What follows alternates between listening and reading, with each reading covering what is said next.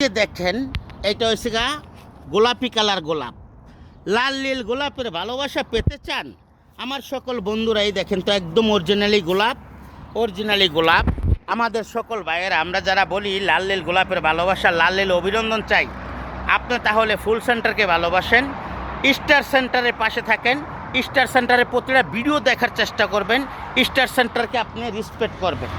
আমরা যদি এরকম আমাদের পেজটাকে সাজাইতে চাই, এরকম ফুলের বাগান বাগানাইতে দেখেন তো এই ফুলের বাগান যদি আপনি পেতে চান তাহলে ফুল বাগানের সাথে বন্ধুত্ব করেন, ফুল বাগানের পাশে থাকবেন, ফুল বাগানের প্রতিটা ভিডিওতে আপনি লাইক কমেন্ট করবেন, তাহলে আপনি ফুলের ভালোবাসা পেতে পারেন।